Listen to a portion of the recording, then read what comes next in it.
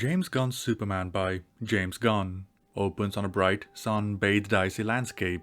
The music harkens to the John Williams score from the 1978 movie instead of creating a new sound for the universe as Zimmer did for Man of Steel. There are merits and drawbacks in both methods. If an existing theme is used, a shortcut is created for the audience by appealing to what is already familiar, linking it to a prior era and utilizing nostalgia. Accomplished well in Top Gun: Maverick, where the classic theme was brought to a contemporary setting. Combined with a well-written story, the film is elevated by the presence of the classic theme, creating a sense of continuity. This is a double-edged sword, as using classic music can be seen as a tool of manipulation, linking the viewer's memories with what is beloved from the past so the new piece of media can use it as a launching point to be beloved by the viewer without earning such merit. Naturally, there are anomalies such as Bond, where each film is an adventure in themselves, with the actors being swapped regularly and the music being the one constant throughout. Conversely, by creating a new sound for a character, it is made distinct from prior iterations. This is a far more risky path as it can alienate existing fans, while seeming arrogant on the part of the filmmakers in thinking they can do better than what has come before, increasing the pressure to perform. Something Man of Steel overcame. The writing, though, is a different matter. Text then appears, setting up the story to come. 3 centuries ago, the first superpowered beings, known as metahumans, appeared on Earth, ushering in a new era of gods and monsters. Due to this film starting with superpowered people already on Earth, there are many repercussions from a world-building point of view. For example, in My Hero Academia, superpowered individuals have existed for over 100 years, and the world, while bearing some similarities to ours, has laws and systems that sets it apart as a result of their existence, such as people needing hero licenses to take part in search and rescue, fighting crime under independent hero agencies, and being a part of the regular police force to battle against villains. Schools as a result are modified to develop students' powers, preparing them to face society. Finally, there are political ramifications when foreign superheroes interfere in other countries. Prior to the events of the story, a major upheaval in the natural order of human civilization took place, where those with powers would wreak havoc, raising crime rates greatly, filling the initial years of this era with turmoil, as many criminals are vying for power. Only 35 seconds have passed here, so let's see what Superman does with its world building. 3 decades ago, an extraterrestrial baby was sent in a spacecraft to Earth and adopted by Kansas farmers. The film has bypassed not only the origin of metahumans, but also the destruction of Krypton and arrival of Clark on Earth.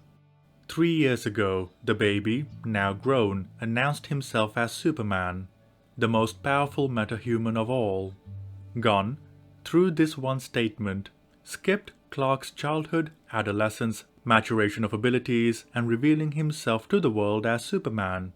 The justification is as follows.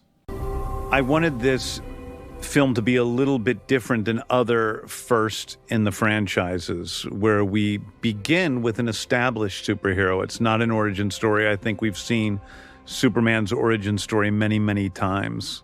And so the text at the beginning sort of grounds the audience what this world and universe we're in is. Superman is a character known the world over. Yes, I'm here to fight for truth and justice in the American way. With the success of Superman 1978 and Christopher Reeve setting the gold standard in portraying the character, combined with his origin being explored in multiple mediums over the past 50 years, this approach makes sense. As metahumans have existed for the past 300 years, what technological advancements have come about as a result of these superpowered beings? What special security measures have been put in place? How was Clark's entry into Earth unnoticed by any world government considering how much attention is placed on space, not only in our world in the 90s, but also in this fictional one? It is excusable in the 78 film as Clark arrived in the late 40s to early 50s. And in Man of Steel it was the late 70s and early 80s when observing space was not, allegedly, as effective. In both, this was a world unaware of metahumans, while technology was not as developed. Yet here, metahumans have been known of since the 1700s, and for technology to be similar to our own despite the great deviation in history is a massive miscalculation in world building. Even the first X-Men movie addressed this, where public knowledge of mutants caused massive congressional hearings related to national security, how laws should be applied to them, and potential safeguards against their powers, elaborated and expanded upon in X2. Moving on, 3 weeks ago, Superman stopped the country of Boravia from invading Jahanpur, sparking controversy around the world. This hints to the consequences of an American hero who interferes with foreign affairs unilaterally, an idea Batman v Superman also attempted to address. However, considering the 300 years of metahuman history in this world, while BVS was setting a precedence for such actions, this world should have a legislative process for when this does happen. 3 hours ago, a metahuman called the Hammer of Boravia attacked Superman in the city of Metropolis. Here, the actions of Superman and the Hammer of Boravia are grounds for a declaration of war by the respective countries. From Superman's part, because he upholds American values, helps people in America, and whose activity is centered in the US. Alternatively, if he is acting under the orders of the President of the United States, it is a direct involvement from the USA in a foreign dispute which, depending on how it is handled, is also a declaration of war. The Hammer of Boravia, from his name alone, shows he is representing his country in an act of retaliation against the United States in American soil. Superman, in his involvement, has created a delicate political situation, and will be curious to see how this debacle will be tackled in the film. 3 minutes ago, Superman lost a battle for the first time. Considering Superman has been active for 3 years, the fact he is beaten for the first time is going to reverberate around the world, as he is the strongest metahuman, sending a message of weakness to both allies and enemies. The purpose of an opening text could be to set up the stakes, characters, or events leading up to what happens in the film. The opening crawl from Star Wars is a fantastic example of how 3 paragraphs can set up all these aspects efficiently and transition effectively to the opening scene. Here, in 6 sentences, the film introduced a 300-year history with metahumans. Superman landing 30 years ago, revealed himself 3 years ago, interfered with foreign affairs 3 weeks ago, and was defeated 3 minutes ago. 5 of these statements will be explored in the film repeatedly, and so the only notable piece of information is that of the existence of metahumans. While the opening crawl of Star Wars is crucial to the understanding of what occurs, if the text were deleted from Superman, nothing would change. Superman crashes onto the ice, an accurate representation of the box office for DC films. Regardless, the first image is of Superman beaten and recreating Yamcha's death pose, perhaps foreshadowing how this universe is dead on arrival, but that's getting ahead of myself. Immediately, the film stands out as different due to how bright and colorful it is, a departure from the muted tones of Zack Snyder, reinforcing the idea this is a brand new Superman. As this is the result of his fight with the Hammer of Boravia, was he beaten all the way here, or did he run away? Metropolis is a long way from here, so the distinction is important as it informs who Superman is in this film. In Buffy the Vampire Slayer, Buffy makes a point of having her friends run from the fight because it is better to live to fight another day, yet rarely would she run away herself. Within the context of her world, she is the most powerful force for good. While her friends help, she is responsible for the lives around her, the consequences of each fight being clear, and often reinforced. Usopp in One Piece, meanwhile, runs away at every opportunity, due to his fear for what may happen if he fought the enemy, making the moments he stands up to his opponent that much more meaningful as a result. This film starts with not only Superman being beaten for the first time, but also having run away from the fight. This isn't inherently bad, rather how it's handled and explored are what's important. There is merit in having a character start with failure and rebuilding himself to emerge the victor. As this is the first time Superman has been beaten, It could create an existential reconstruction of everything he believes in and perception of his strength, prompting him to question whether he is worthy of being the symbol of hope, or even ready for such a responsibility. What's notable about Superman's condition here is that he is bleeding and barely able to breathe. How did he manage to fly all this way in such a state? There has been no distinct explanation of location, so it is very likely that the Fortress of Solitude is across the river, as Gotham was to Metropolis in Batman v Superman. Despite not being able to breathe properly, he was able to let out a clean whistle. Coming towards him, it is the Super Pooch himself, ready to help Superman in his time of need. Why? Is Krypto jumping on Superman playfully a problem? No, but context matters. If Krypto jumped on him playfully when he is not injured, struggling to breathe, and in a state where he is barely able to move without screaming, that is fine. However, to have Krypto do this to Superman here shows a blatant disregard from the dog, while displaying the writer has no idea of how to write dogs. Working with animals is difficult at the best of times, so if Krypto was a real dog and this happened, it would be a completely different matter, as it would simply be a dog having fun with his playmate. Though Krypto is a fully CGI dog. To have Krypto do this is a definitive decision from the part of the writer, and what that speaks to is a lack of awareness for the situation Superman is in, a lack of sincerity in treating the moment with any amount of seriousness, and a lack of respect for not only Superman but also Krypto. In contrast, Indy in Good Boy, unlike Krypto, is a real dog, and each action he performs in the film has to be prompted through different methods, so the camera can capture the best possible reaction for the purposes of the story being told. With great effort and stellar editing, meaning and context for his actions are provided for the viewer to create a consistent narrative. There is a difference in genre. Good Boy is a horror film with a surprisingly heartfelt ending, while James Gunn's Superman by James Gunn is a slapstick comedy. This is made obvious because when Indy's owner is suffering, he tries to reassure and protect him at all cost. Meanwhile, as Superman lays limp on the floor, suffering, Krypto adds to his pain without any consideration for him at all. That all being said, there may be a reason why Krypto is written as such. It is based on 3D photography of my dog Ozu. My dog Ozu looks exactly like this dog and acts exactly like this dog. Much of his behaviorisms are based on video footage of Ozu, who's a terrible dog just like Krypto.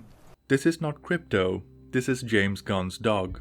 With no other way to communicate to the Mutt he wants to be taken home, with great pain he grabs the cape and tosses it to Krypto. Showing Superman not healing despite the sun being out with clear skies indicates he is literally beaten to within an inch of his life, making the fact he ran away from the Hammer of Baravia a logical choice, but does raise the question of what is happening to Metropolis during his absence. Is the Hammer looking to fight Superman or retaliate against the United States as a whole? Depending on the answer, the repercussions of him running would be catastrophic. Regarding the Fortress of Solitude, due to this film taking place in the equivalent of modern day within this universe, a massive structure sticking out of the ice would be easily found by any of the thousands of satellites orbiting above. So how does it remain hidden? Krypto, biting on the cape, drags Superman along the ground, till the ice splits open and the Fortress of Solitude rises, exposing its great structure. If the fortress breaks through the ice would need to be on top of it to break through in the first place. Now, either he has not been here in so long a thick layer of ice has formed since, or the fortress shifts location under the ice to avoid detection. Though the second method would mean every time Superman goes home, he is destabilizing a polar ice cap. Ultimately, this is meant to look cool, much like the Star Destroyers in The Rise of Skywalker. An impressive visual, with little logic. Coming to the door, it opens after Krypto barks, implying even if someone were to discover the fortress, entering is going to be difficult, as it seems to be reactive to who is in front of it. What it relates to, however, is yet to be seen. Once Superman is dragged in, robots come to help him while a voice speaks in the background. Thank you. No need to thank us, sir, as we will not appreciate it. We have no consciousness whatsoever. Merely automatons here to serve. Ordinarily, this would not be amiss. Someone thanking a robot, and it responding as such informs who they are. The humanity contrasting with blunt logic and a matter-of-fact way of looking at a situation adds to the drama and levity within any situation. Perhaps the more time they spend together, the more they understand each other and build a friendship, as with Andor and K2SO. As this is Superman's second home, he would be familiar with them, and they in turn with him. This is information both parties would know due to their shared history. Ultimately, this is a joke, and one that can work, but does not because context prevents it from doing so. In addition, it provides blunt exposition for the viewer, providing an understanding of what they are from a practical point of view, even though Superman himself would know this. Meet 12. She's new. He looked at me. Not 10 seconds ago, 4 explained. We have no consciousness whatsoever. Merely automatons here to serve. Yet here, 12 is giddy at Superman acknowledging her, exhibiting appreciation. So which is it? Are they conscious or not? It cannot be both. This does set up another piece of information, intentional or not. The robots build themselves and multiply. Whether it will be relevant to the story or not is yet to be seen. I put your parents' message on to soothe you. Thank you. He finds it soothing. Superman repeating his thanks reinforces who he is. That being caring and appreciative of what others do for him, regardless of their sentience. Though the robot's response is once more to elicit humor through blunt reiteration and lack of social tact. The viewer is shown Jor-El and Lara's hologram speaking while a softer melody of the theme plays. In prior incarnations, the hologram of Jor-El is able to interact with Clark. Here, it is a recording of a singular message playing on repeat.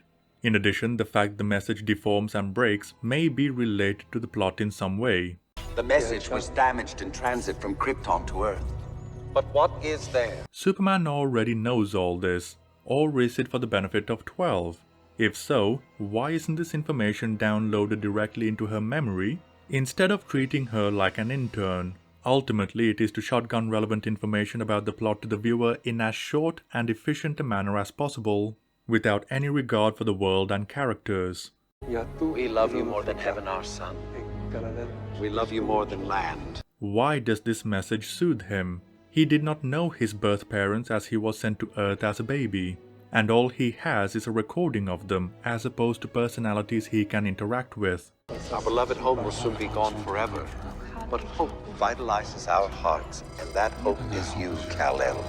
These are essentially strangers, yet he finds what they say so soothing he has memorized the message. We have searched the universe for a home where you can do the most good and live out Krypton's truth. 4 repeats the message in English so the viewer understands what is said.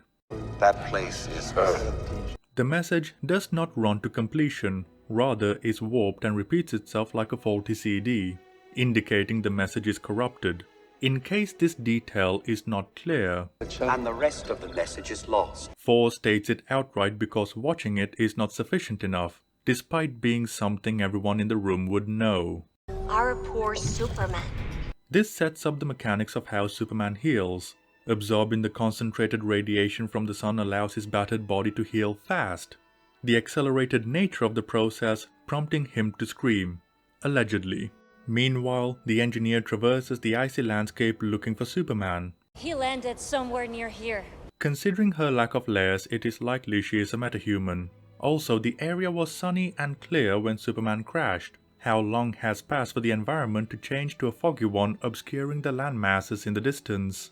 Perhaps the environment is misty and obscured, so it would take her longer to find the fortress, giving Superman enough time to recover and leave. Meaning the weather is whatever Gunn needs it to be for the purposes of the story he wants to tell, where it is simultaneously bright and sunny and dark and misty in the same area.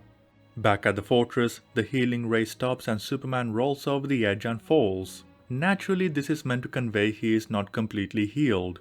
Though considering how the robots are programmed to care for Superman, they did let him fall to the ground without trying to help. If one is weak, falling to the floor should be avoided as it would result in more pain. There was not even the effort from Superman to try and sit up before trying to stand and test his limits. Despite this, he stands and walks with little effort. So why did he roll and fall to the floor at all? He shook his head afterwards as if getting rid of any lethargy and dizziness he might be feeling, but that makes no sense considering the ease with which he is moving at this moment. To make things very clear, for exposits. Sir, you are only 83% restored to health. You must rest. No can do, 4. I gotta get back to the fray. This characterizes Superman well, as his first instinct is to return and fight the villain, though 4 does raise a good point. But this hammer fellow just beat you at full power. As the viewer has not been shown who the Hammer is, it is uncertain what led up to Superman being defeated. Did he lose a fair fight, or did the Hammer fight dirty? It has been a few minutes since Superman retreated. What is the Hammer doing in the meantime? There is an affliction affecting much media today, where while the camera is focused on a certain character, the rest of the world is on pause until the camera is ready to cut to other characters. This creates a disconnect in consistency as the world and characters do not affect one another, lowering the stakes and rendering the world far more artificial as a result. Superman then is distracted by the mess in his home made by Krypto. Superman robots, I thought I told you to keep an eye on him. While the attention given to the dog is admirable, as it would need to learn not to ruin the place every time he is alone, the timing of it is questionable, however not unsalvageable, as the viewer would be able to see what Superman's reaction would be to such a mess while he is in a rush. We feed the canine, but he is unruly. Based on its introduction, this is believable. And he realizes we are not flesh and blood and couldn't in our heart of hearts care less whether he lives or dies. The level of sentience in the robots seem to change between shots, making them malleable, able to be whatever they need to be for the purposes of the yarn. They distinctly treat Superman and Krypto differently, which begs the question, how long has Superman been looking after Krypto? Superman behaves as if he has known him for a long time, while the robots treat him as if they just met the creature. Or it could just be another round of exposition by James Gunn to tell the viewer what the robots think instead of taking the time to develop them organically. With no response to the robot, Superman walks to the exit while Krypto nips at his ankles while being told to stop. This highlights both the playful nature and a lack of understanding in what is happening around it. Krypto ignoring his commands indicates either Superman has not had it for long or has been poorly trained. In Sinbad, Legend of the Seven Seas, Spike is an enthusiastic dog traveling with Sinbad and the crew, helping with the ship and even fighting alongside them. He is the source of much levity, and when the situation demands, treats things seriously, emphasized when they travel through the Dragon's Teeth and the sirens were seducing the crew. He is playful, serious, industrious, and behaves in a manner consistent with the tone of the scene, giving him an incredible amount of personality and making him endearing. Back to Superman, Krypto whimpers as he leaves. Endearing because it communicates it does not understand why Superman is already leaving, indicating there is some love for him even if he does not know he is in pain. Manipulative because it is a way of getting the people to sympathize with Krypto as much as and as soon as possible. Superman leaves for Metropolis, a good choice considering the urgency of the situation. Meanwhile, the engineer lets her conspirators know. The alien is on its way back. As he flies at incredible speeds, the logo then comes into focus, revealing the title of the film and kickstarting the yarn in earnest. The melody and the style of the title evoking the Richard Donner film to such a degree it is as if this film is leeching off of the goodwill established by the 78 film as opposed to paying homage to it. A rocky beginning to be sure, but not wholly unsalvageable. It all depends on how everything will be contextualized. And so concludes part 1 of this Superman breakdown. Until next time.